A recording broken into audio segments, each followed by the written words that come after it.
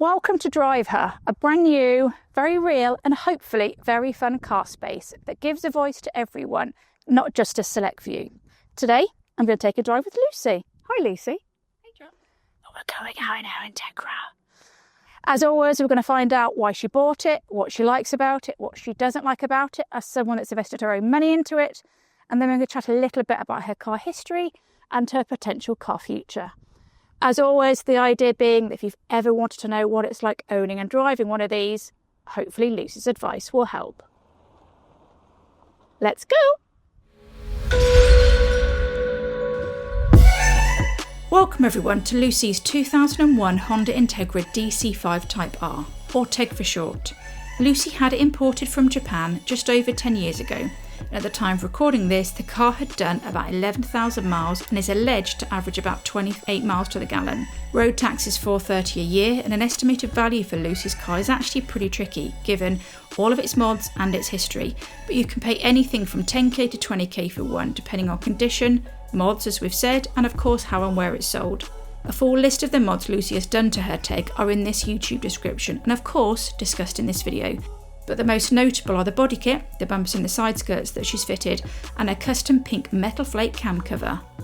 Also in the YouTube description are a list of the mods that Lucy plans to do to her TEG next year. The Honda Integra DC5 was the fourth generation two-door coupe produced by Honda from 2001 to 2006 and sold in North America as the Acura RSX. When it was launched in 2001, the DC5 was officially the replacement for not only the Integra DC2, but the Honda Prelude as well. The DC5 is apparently known for its driver-focused design, the high-revving K20A engine, 6-speed manual transmission, limited slip differential and hydraulic power steering. Oh, and its 214 to 220 horsepower output. The DC5 has enough rear seat space to fit two adults in reasonable comfort and even has a very usable and decent sized flat floor boot, as you can see. The cabin features as standard a roster of goodies including Recaro seats, a Momo leather steering wheel, 4 dials with red illuminated characters and even polished aluminium pedals, gear lever, handbrake lever and console trim.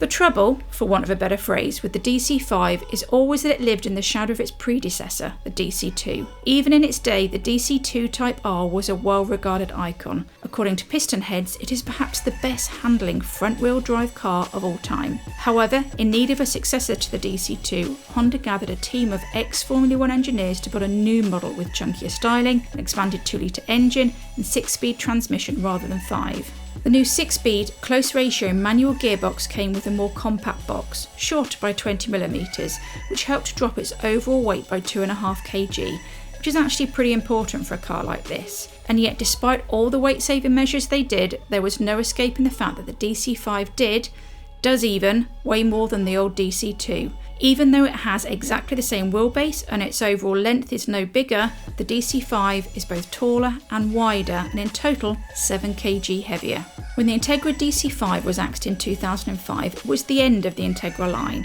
Enthusiasts were pushed toward the new Civic Type R FD2, which, when it finally arrived in 2007, was described as the replacement for both the TEG Type R and the Civic EP3 Type R. Whew, anyway, way more than enough car geekery. Over to Lucy.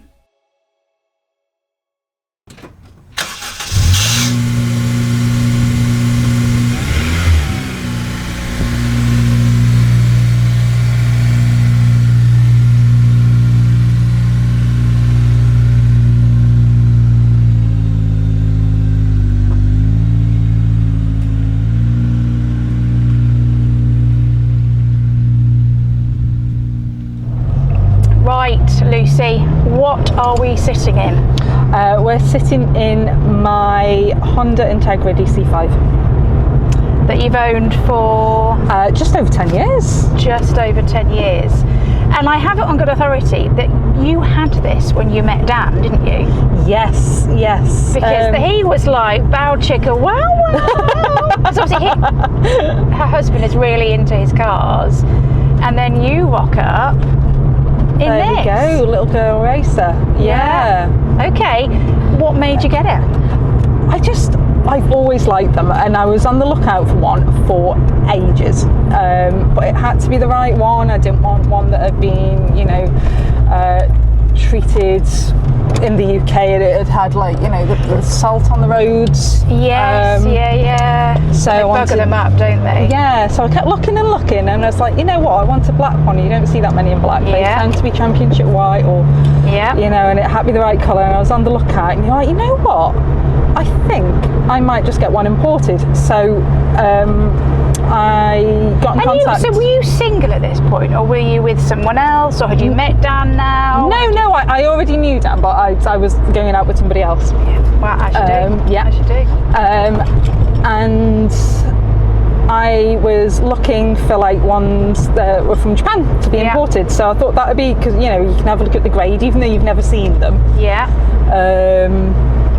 So yeah, that's what I did. So I got in contact with a guy up north who was like, I kind of gave him a price, kind of an idea what I wanted, and there was one before this that went through auction in Japan, and I didn't get it. Oh, but you tried? Yeah, he tried for me, and he does the whole importing thing, does all the paperwork, so you literally just hand him over the money and say what you want.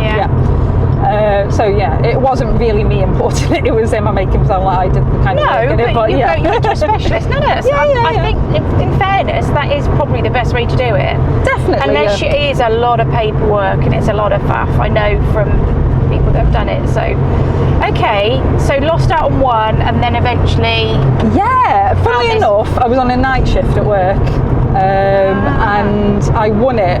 Well, he said it's gone for, it was the one I was looking for, this one, it was like, oh yeah, it was 200 yen over what you asked, and it's like, I was like, how much is that worth? Yeah, how much is that? And then like it was literally not much, so he was like, I got it for you. So I was like ecstatic on this night shift that I'd won my car, and from then on it's like, you've got it's all exciting, you've got the tracking apps waiting for it to come over. And how long did it take? Oh, how long was it? It was probably like 2 or 3 months. I was going to say, at the time it seemed like a long time, but it was like 2 or 3 months, and it was like, oh, I can track where it is, like, you know, on the sea and stuff, and it came over. But what specifically made you want an Integra though? What is it about this particular car? Were you considering anything of the same ilk? Well, I've liked Japanese cars, particularly Hondas, for quite a while. And I've also liked like 90s and 80s hot hatch, like French cars and things. But yeah, I liked Hondas and Type Rs in particular for quite a while. And before this, my car before this, when I was a student, was a Honda Del Sol, which was quite cool. Little run around. Wow. Yeah. So a bit different, you know, it was a bit older then, I quite liked it. So yeah, I really liked Japanese import stuff and like in-car shows. So yeah, and just the look of it, the sound of it, and this is body kitted, you know. So when you bought it then, what did it come with? So it came with this body kit. It's got an ease body kit on. Front and back bumper. And side skirts. It had some alloys on. They were really, really heavy. They went. So yeah. But the wheels, you changed the wheels since? Yeah, I've changed the wheels. Okay, right. So what have you changed in the 10 years since you've had it? So I have changed. What have you modded? Oh, let me try and think. It's had wheels, audio. Bigger? You gone bigger or? No, same size. Just not heavy. They were really quite heavy. We've not done any archwork. We've not done the arches to get bigger wheels. No, the first thing that happened was just general maintenance. It got wax oiled. Yes, it was my daily for quite a while. I know, I love that. Yeah. So it was. And you bought it to be a daily? Oh, definitely, yeah. So I bought it to be a daily. At the time, I was working probably about 20 odd miles away from where I live, and it was like country road, so it was an ace drive there and back. I loved it. And you were pulling into GP surgeries, were you, at the time? Oh no! This was a mental health nurse. I am, yes. So this was when I worked on wards. This was right. Okay. That's only recently. But it does go work. It's occasionally in the summer. It does come with me. I mean, it would look.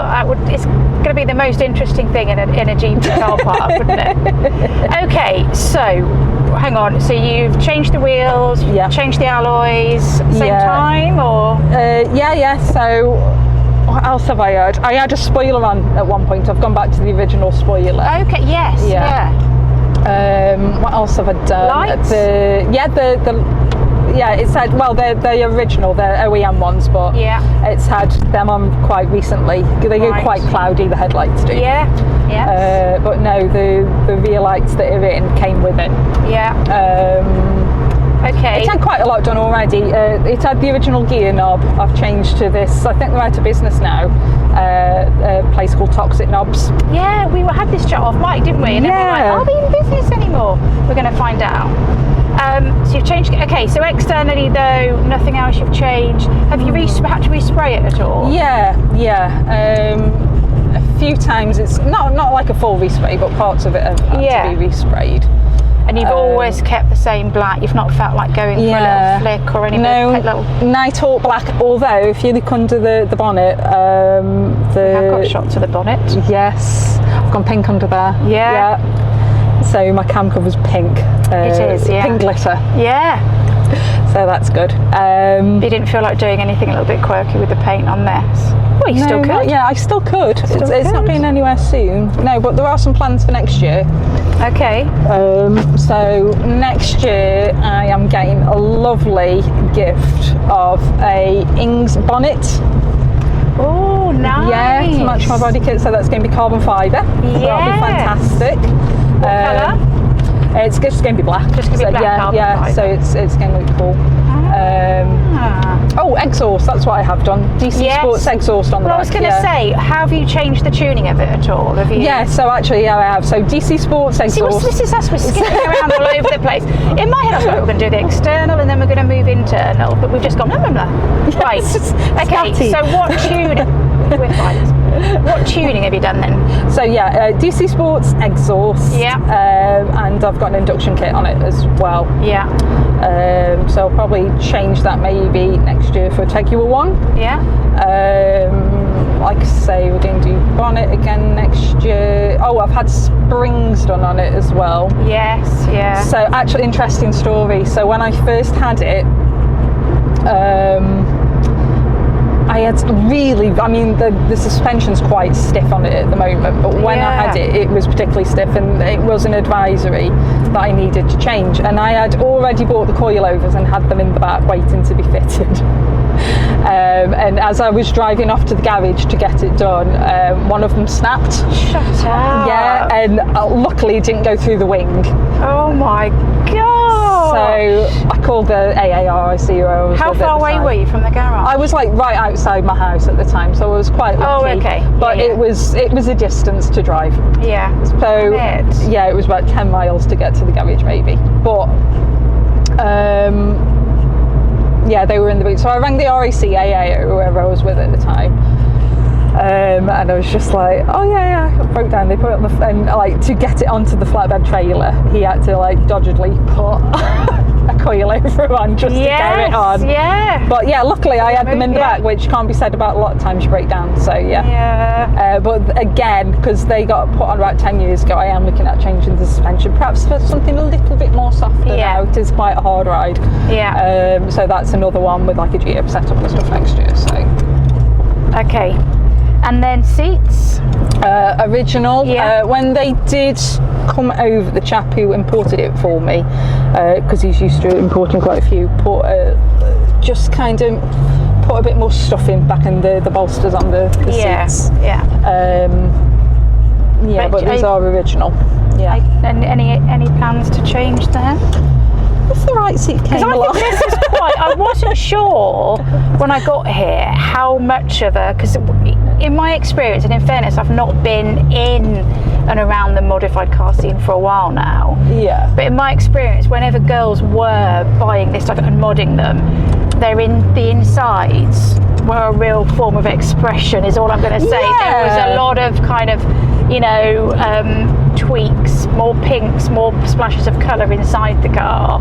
Almost like like a stealth thing. Like the external was, in fairness, some of them had amazing external work as well. But so I wasn't sure if you planned to kind of do anything with the internal? Well, or you like keeping it? But I'm doing a few things. So, new head unit next year. Yes, yeah. I've got a subwoofer which is going in, and I'm going to get some new speakers. So yeah, the audio's, you know, the head unit I've got is okay, but it's 10 years old. Technology changes. You want something that works with your phone a bit better, don't you? So, yes, yeah. So that can go in. At one point, it did have neons on as well. I was going to ask that. Did it? They were really nice neons as well. Yeah, I'll get you some photos actually. Get them and we'll put them on screen. Yeah. Brilliant. That was while I was pregnant actually. So I rock up to Caffeine and Machine. Oh, like you could change them on your phone, like different colours. It looked really cool. So I rock up at Caffeine and Machine, like really quite heavily pregnant, get out to this and put my neons. Like with your massive bob. Yeah, it's about breaking stereotypes. Yeah. Yes, it bloody is. Oh, okay. So still gonna keep tweaking it then, just every now and again. Yeah, I just feel, you know, it's been so a pretty intense few years, so I really want to treat her next year. Yeah. And if you were to ever sell her, which I hopefully you'll never have to do, what might you get? Because obviously we'll come on to your daily driver in a sec. But what secondary? I think if I would, because this is like my toy, my weekend car, you know, if I was to change this, it'd have to be something really special enough to come into a significant amount of money. So it'd have to be like an NSX or something like that, you know. Keeping it brand loyal. Yeah, definitely. Okay, so your daily driver is a... So I've got a Ford Focus Estate ST. Which I love the fact that it's an estate. How long have you had that for?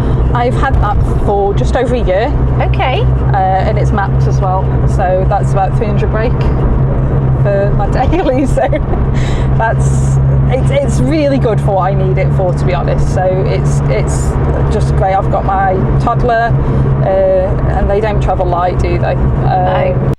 Before I wrap up part 1 and ask you to go and watch part 2, I wanted to take a moment to big up Lucy, because just a few weeks before filming this with me, Lucy had finished a round of breast cancer treatment, and she's really been through it in the last 2 or 3 years with various diagnosis and treatment plans going on for her. So it's been really, really hardcore, but she is the most wonderfully positive, lovely person, and of course, an absolute badass car girl. So just goes to show there isn't anything that can keep a car girl down. And although this isn't really that relevant to the video, I really wanted to take a special moment to say thank you, because she is fantastic. Thanks, Lucy.